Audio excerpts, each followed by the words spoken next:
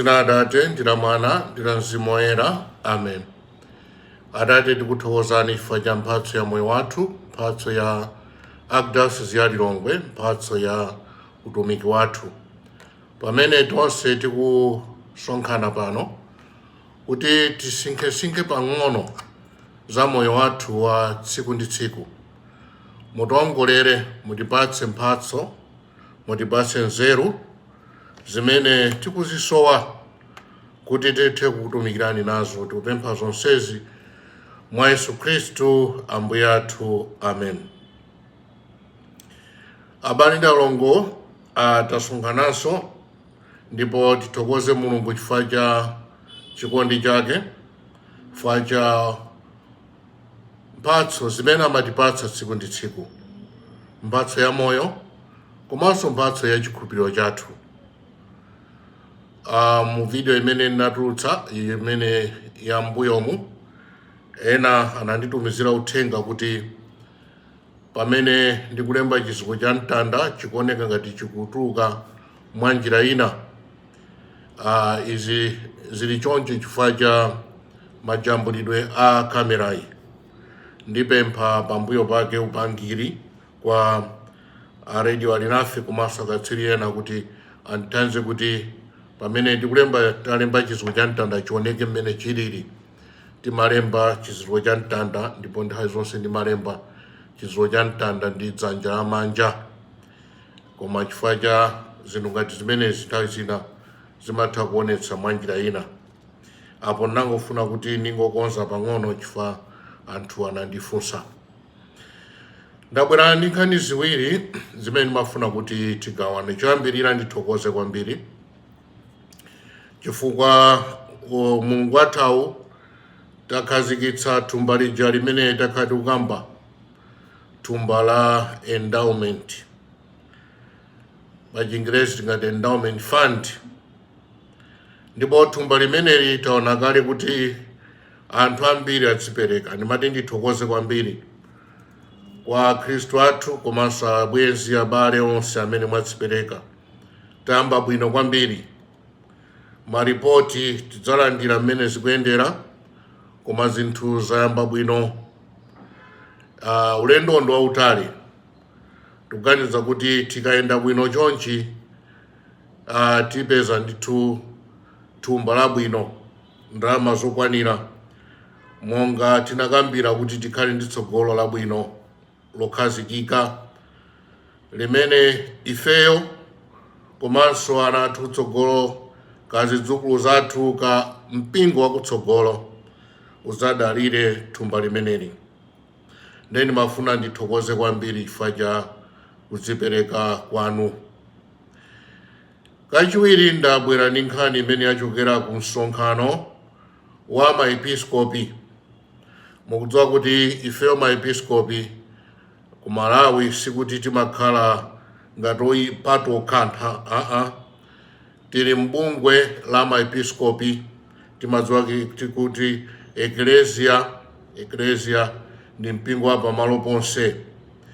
Ndiye bungwe la maepiskopi, Malawi Conference of Catholic Bishops, pamodzi ndi mabungwe ena a maepiskopi tinapanga bungwe limene limatchulwa kuti AMESEA.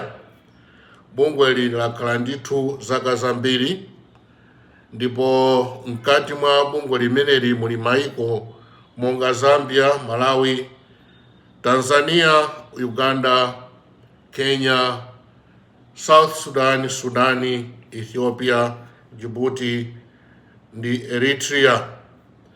Ngati ndayiwala ena maiko ena inu monjezerapo. Mukulidziwa bungwe limeneli. Ndipo ulendo uno, mwezi unowu, Mulungu wathu wapitawu, tingane kuti masiku apitawa, unali msonkhano wa namba 21. Chambire cha bungweli uwu ndi msonkhano wa namba 21 ndipo unachitikira ku Nairobi ku Kenya. Kodi ku msonkhano kumeneko kwatuluka zotani? Kodi msonkhano umenewu mutu wake unali wotani? Msonkhano utu abale ndi alongo unakhazikika pa utumiki wa mpingo kwa Chinyamata. Ndipo kunali kumva maganizo a Chinyamata amene akupezeka m'mayiko amenewa. Komanso kunali anthu ena amene anafika kupereka uphungu komanso zosiyanasiyana kuwaunikira maepiskopi kuti amata a Chinyamata alero tingawamvetse bwanji m'mayiko awawa a Meseya. Ndiye pali zinthu zingapo zimene zatuluka kumeneko, zinazo sizachilendo koma zina zitha zachilendo kwa ife. Chimene chandikhudza kwambiri kuchokera ku msonkhano umenewu ndi mawu a Mulungu amene anakhazikitsidwa aperekedwa ndi mmodzi mwa amene analankhula kumenekoko. Wansembe wina analankhula kwa maepiskopi kutiuza kuti bwanji tiyang'ane uthenga wa Luka, ulendo uja wa ku Emausi.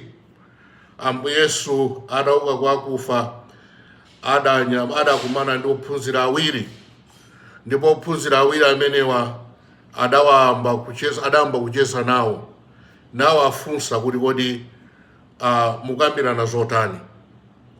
Nkukambirana kumeneko macheza amenewa anafika mpaka na kukalowa m'nyumba mwawo, ndipo mmenemo atatenga buledi komanso tingatenga vinyo naziyika pamaso pawo, nazinyema, maso awo adatsekuka. Ndiye wansembe amene ku msonkhano wa Meseya ananena kuti tikaona mawu amenewa a ulendo wa Ambuye Yesu ku Emausi, Achinyamata alero akupempha kuti mpingo uyende nawo. Sikuti mpingo ungokhalira kuwaphunzitsa, kuwakonza zolakwa zawo zokhayi, koma chimene chofunika kwambiri nkuwamvetsera Achinyamata kuti kodi akukumana ndi zotani. Kumenekonso kunaperekedwa funso loti kodi wachinyamata ndi ndani. Abale ndi alongo, funso limene line kwa ine landipatsa maganizo, ndipo landipatsa kumbali ina mantha, chifukwa mkukamba kwake wansembe ameneyu ku msonkhano wa kwa Meseya ananena kuti kale lija tikamati wachinyamata ndi amene kukafika zaka 35, ndimanena kuti amene ndi nyamata kapena mtsikana wa chinyamata 35.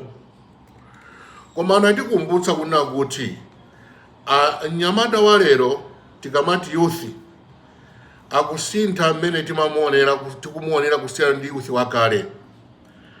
Mwachitsanzo, anyamata ambiri sakukhazikika pomafika zaka 35. Wachani pali maphunziro amene akuchita, komanso ena akufuna kuti atukule miyoyo yawo ndi akulowera uku ndi uku, mwinanso kusamuka mayiko awo kumene kukafuna kupita dziko lina kuti akatukule miyoyo yawo.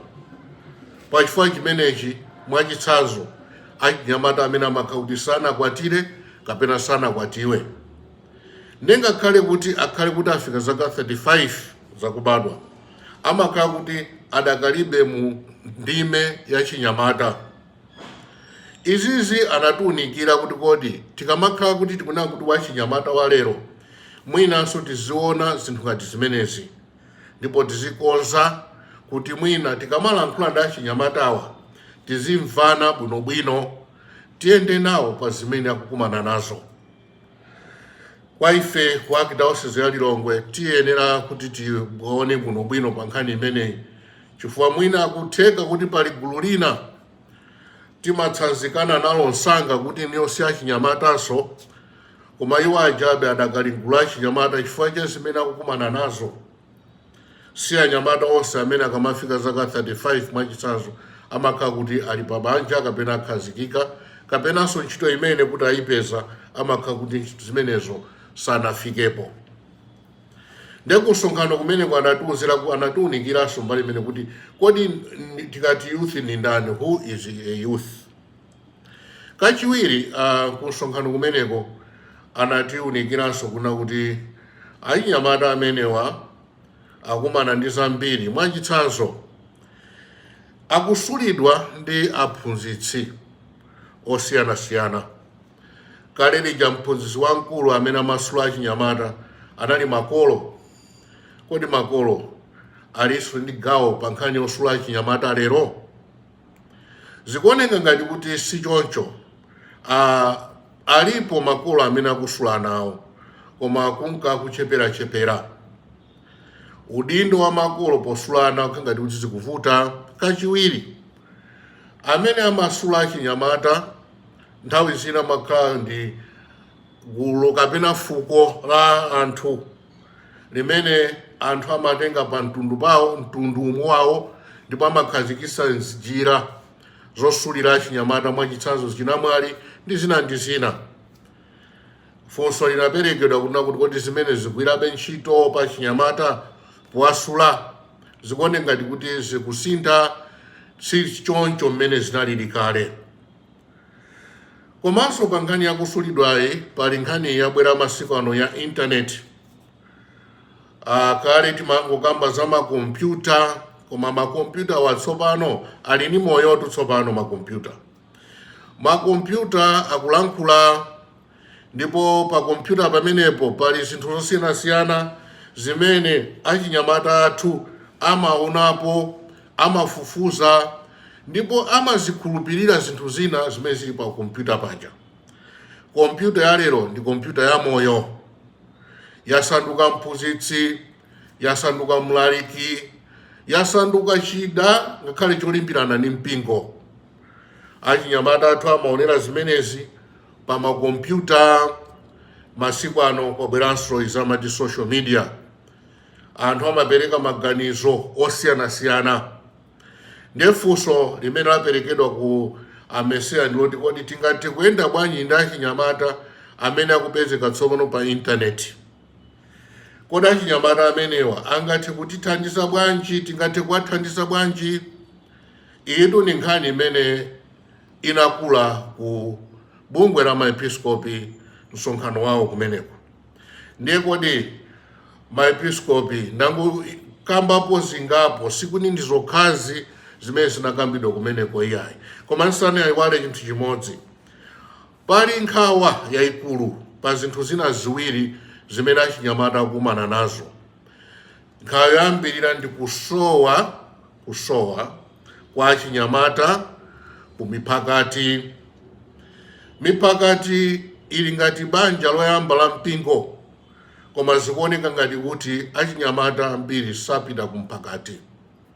Inenso ndimakumbukira kuti nthawi inake ndamfunsa mnyamata wina kuti kodi womapita kumphakati, adandiuza kuti izi zamadala.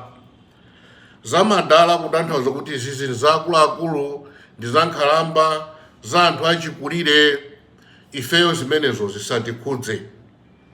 Abale, kulankhula kumeneku ndikuopsa, chifukwa tikamati mpingo achinyamata nditsogola mpingo, kodi nanga ngati iwo sakupezeka kumphakati, kodi mpingo ulipo? Koma funso tisanawaloze zala kapena kuwadzudzula achinyamata ndiyoti kodi miphakati yathu imakhala ili ndiyotsekuka kuti makhala ndi mpata kuwapatsa achinyamata kuti nawonso aonetse chikhulupiriro chawo? Kapena ifeyo achikulire tasandutsa miphakati imene ijayi ngati maklabu athu anthu akuluakulu? Izi zichena kuti tizione bwinobwino, chifukwa si bwino kungofumiza kuwaloza achinyamata kuti sakubwera ku miphakati pamene ife akuluakulu sitimapereka mpata. Komanso zimene timachita kumphakati kuja zimasandutsa ngati timapereka chithunzi choti ngati bungwe la ifeyo la akuluakulu. Ndiye izi zinakambidwanso kumeneko kuti kodi kuli kumphakati ngati wansembe sakukumana ndi achinyamata kumphakati, angukumana ndi gulu lochepa la akuluakulu, kodi achinyamata ndiye kuti akutani wansembeyo? Kumenekonso mutu wina umenenso watuluka ndi nkhani ya nkhawa zimene achinyamata amakumana nazo, kusowa kwa ntchito. Ndiye izizi achinyamata ambiri sali pa ntchito mu maiko kwa Meseya. Tikamati kusowa ntchito, tikuyamba ntchito zosiyanasiyana, ntchito zolembedwa komanso ntchito yodzilemba wekha. Achinyamata ambiri moyo ndi wowawa kwambiri pa nkhani ya zachuma. N'chifukwa chake ndanena kale kuti ngakhale afike zaka 35 achinyamata amakhala kuti sanakhazikike. Ndiye kumeneko anatifunsa funso ifeyo maepiskopi, kodi pali mapulani yanji kapena ndondomeko yanji yoti tiyende ndi achinyamata amenewa amene sali pa ntchito. Ngati Lilongwe Archdiocese timafuna kuti tilimbikitsane kuti tiyambapo pang'ono ndi pang'ono kuti tione ndondomeko yoti achinyamata athu apeze maluso otayime pawokha. Ndipo ovuta kuti diocese ilembe ntchito achinyamata chifukwa achinyamata ndi ambiri, ife tilibenso ndalama yoti tithe kulipira malipiro ntchitozo kuti tizikonze, tichite create ntchito ngati zimenezozo. Ndi nthawi yayitali imene ngati kuti itha kuchitika. Koma mpingo uli ndi udindo wapatsa maluso oti ayime pawokha. Izi sikuti zimalira ndalama zambiri ayi. Ndiye tiona tikumafuna kuti pali mapulani alipo oti tidzakuwuzani kuti kodi ngati Archdiocese titani kuti achinyamata athu akhale oyima pawokha pa nkhani ya zachuma, nkhani ya zokhazikika pa moyo wawo. Nkhani ina ndi nkhani ya nkhawa zawo. Tikudziwa kuti kumalawi kunoku ambiri nkhani ya kudzipha ndi imene yakhangatiso yakula. Achinyamata ambiri makamakaso tiyambe kwa zibambo ndi achinyamata ambiri timamva nkhani zakudziphazi. Ndiye unatulukanso nkhani imene inatuluka kuti kodi akamakumana ndi nkhawa zosiyanasiyana ifeyo mpingo timatani. Iye andipatsa ngati maganizo oti tidzathe kukambirana ku Lilongwe Archdiocese kuti kodi tichita chiyani kwa achinyamata amenewo. Ndiye ndangofuna kuti ndingobenthula pang'ono zimene zachoka ku msonkhano umenewu wa mabishopu wa Meseya. Ino si nthawi yoti tithe kuloza zala kwa achinyamata, koma ndi nthawi yoti tiyende nawo limodzi, tiwamvetsere kodi iwo akumana ndi zotani, ali ndi nkhawa zotani, ifeyo ngati mpingo tingathe kuwathandiza motani. Ndi abale ndi alongozi koma kwambiri ndangofuna kuti tigawaneko nkhani imeneyi ya achinyamata. Ndipo Mulungu tipemphe Mulungu kuti atithandize tichitepo kanthu pa nkhani imeneyi. Ngati Archdiocese ya Lilongwe tindi chidwi kwambiri kuti tithe kuchitapo kanthu. Ndiye madalitso a Mulungu wamphamvu zonse, Atate ndi Mwana ndi Mzimu Woyera akutsikireni ndi kukhala nanu nthawi zonse. Amen.